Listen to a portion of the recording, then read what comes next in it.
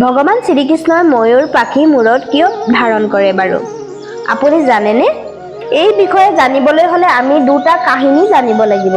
প্ৰথম কাহিনীটো ৰামৰ লগত সম্বন্ধ আৰু দ্বিতীয় কাহিনীটো ভগৱান শ্ৰীকৃষ্ণৰ লগত সম্বন্ধ। আৰু সকলোতকৈ প্ৰথমে আমি ময়ূৰ চৰাইৰ বিষয়ে জানিব লাগিব। ময়ূৰ চৰাই ইমান ভগৱানৰ প্ৰিয় কিয়? মতা ময়ূৰ চৰাই আৰু মাইকী ময়ূৰ চৰাইজনীৰ মাজত কোনো ধৰণৰ কাম বাসনা মানে শাৰীৰিক সম্বন্ধ নহয়। পৃথিৱীৰ গোটেই জীৱ-জন্তুৰ ভিতৰত এই ময়ূৰ চৰাইজনী একমাত্ৰ চৰাই যিয়ে শাৰীৰিক সম্বন্ধ নকৰে। কোনো ধৰণৰ কাম বাসনা নাই। মতা ময়ূৰ চৰাইজনীয়ে যেতিয়া পাখি মেলি নাচে তেতিয়া ময়ূৰ চৰাইজনীৰ চকুৰে চকুপানী ওলায় আৰু সেই চকুপানীখিনি মাইকী ময়ূৰ চৰাইজনীয়ে খাই গৰ্ভৱতী হয়, কণী পাৰে আৰু পোৱালি দিয়ে। ভগৱানে কৈছে যাৰ কোনো কাম বাসনা নাই তেওঁলোকক সদায় মোৰ মূৰৰ ওপৰত থওঁ। এতিয়া কাহিনীটো শুনো আহক। ত্ৰেতা যুগত ৰাম যেতিয়া 14 বছৰ কাৰণে বনবাসত আছিল সেই সময়ত মা সীতাৰ বহুত পিয়াহ লাগিছিল। ভগৱান ৰামে ইফালে সিফালে পানী বিচাৰি চাইছিল কিন্তু কতোৱে পানী দেখা নাপালে। ভগৱান ৰামে তেতিয়া বনক প্ৰাৰ্থনা কৰিলে যে আমাক পানী খাবলৈ ৰাস্তা দেখুৱাই দিয়া। সেই সময়ত তালৈ এজনী ময়ূৰ চৰাই আহিল আৰু পানী খোৱাৰ ৰাস্তা দেখুৱালে।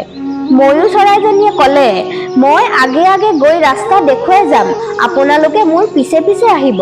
আপোনালোকে ৰাস্তা পাহৰি যাব, সেয়ে মই মোৰ পাখি পেলাই পেলাই যাম। এনেকৈয়ে বহু দূৰ গৈ দেখিলে যে ময়ূৰ চৰাইজনী পাখি ছিগি টকলা হৈ মৃত্যু হ'ব ধৰিছে। সেই সময়ত ৰাম আহি পালেহি। ৰামে চৰাইজনীক ক'লে তুমি আমাৰ কাৰণে ইমান কষ্ট কিয় কৰিলা?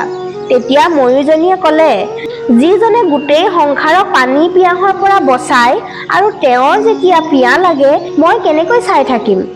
ভগৱান ৰামে তেতিয়া ক'লে ইয়াৰ ত্যাগৰ ফল তুমি নিশ্চয় পাবা। ইয়াৰ পিছৰ জনমত মই শ্ৰীকৃষ্ণৰ জনম ল'ম আৰু মূৰত ময়ূৰ পাখি ধাৰণ কৰিম। এই কথা যেতিয়া বচন দিলে তেন্তে পুৰা নোহোৱাকৈ থাকিব জানো?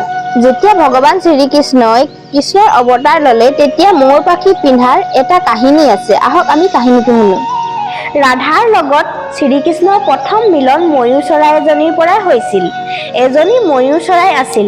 কৃষ্ণৰ চোতাললৈ আহি সদায় কৃষ্ণ কৃষ্ণ বুলি নাম জপ কৰিছিল। চৰাইজনীক কৃষ্ণই দৰ্শন দিয়া নাছিল। এদিন সেয়েহে চৰাইজনীয়ে কান্দিবলৈ ধৰিলে। তেতিয়া তালৈ নাৰদ মুনি আহিল আৰু চৰাইজনীক সুধিলে কি হ'ল? চৰাইজনীয়ে ক'লে মই সদায় কৃষ্ণ কৃষ্ণ নাম জপ কৰি থাকো কিন্তু আজিলৈকে মোৰ কৃষ্ণক দৰ্শন হোৱা নাই।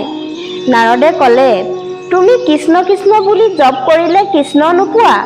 কৃষ্ণক পাবলৈ হলে ৰাধাৰ নাম ল'ব লাগিব। ৰাধা ৰাধা বুলি জপ কৰিব লাগিব। ময়ূৰজনীয়ে ৰাধাৰ নাম ল'লে। লগে লগে কৃষ্ণ বাহিৰলৈ ওলাই আহিল। কোনে মোৰ প্ৰিয়তমাৰ নাম লৈছে? ময়ূৰজনীয়ে কৃষ্ণক দেখি আনন্দত নাচিবলৈ ধৰিলে।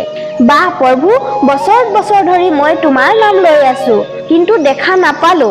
আজি যেনেকৈ ৰাধাৰ নাম ললো লগে লগে তোমাক দেখা পালো। এই বুলি ময়ূৰ চৰাইজনীয়ে সুখত ক'ব নোৱাৰা হৈ বৰচানাৰ ফালে দৌৰিলে। মই ৰাধাৰ পৰাই আজি কৃষ্ণক দেখা পালো এই বুলি। সেইফালে ৰাধা লগৰ সখীৰ লগত আহি আছিল। কৃষ্ণইও ময়ূৰ চৰাইজনীৰ পিছে পিছে দৌৰিবলৈ ধৰিলে। ময়ূৰজনীক কৃষ্ণই ক'লে ৰখা ৰখা এই বুলি। আগফালে ৰাধা, পিছফালে শ্ৰীকৃষ্ণ, মাজত ময়ূৰজনী থিয় হ'ল আৰু ময়ূৰজনীয়ে নাচিবলৈ ধৰিলে। আজি ৰাধাৰ কৃষ্ণক কৃষ্ণই ৰাধাক প্ৰথমবাৰ দেখা পালে। এজনে আনজনক দেখি অতি আনন্দিত হ'ল। ৰাধাই মনত ভাবিলে মই কৃষ্ণক কি দিওঁ? এই বুলি ভাবি ময়ূৰ পাখি এখিলা উঘালি কৃষ্ণক দিলে। কৃষ্ণই ভাবিলে এয়া ৰাধাই দিয়া মোৰ প্ৰথম উপহাৰ, মই এতিয়া ক'ত থওঁ? এই বুলি ভাবি ভগৱান কৃষ্ণই মুকুটত পিন্ধি ল'লে। আপোনালোকে চাগে নিশ্চয় বুজি পালে ভগৱান শ্ৰীকৃষ্ণই ময়ূৰ পাখি কিয় ধাৰণ কৰে। গতিকে মোৰ ভিডিঅ'টো যদি চাই ভাল লাগিলে তেতিয়াহ'লে লাইক শ্বেয়াৰ ছাবস্ক্ৰাইব কৰিবলৈ নাপাহৰিব ফ্ৰেণ্ডছ। আজিলৈ আহিছোঁ, আকৌ লগ পাম নেক্সট ভিডিঅ'ত। Bye bye friends.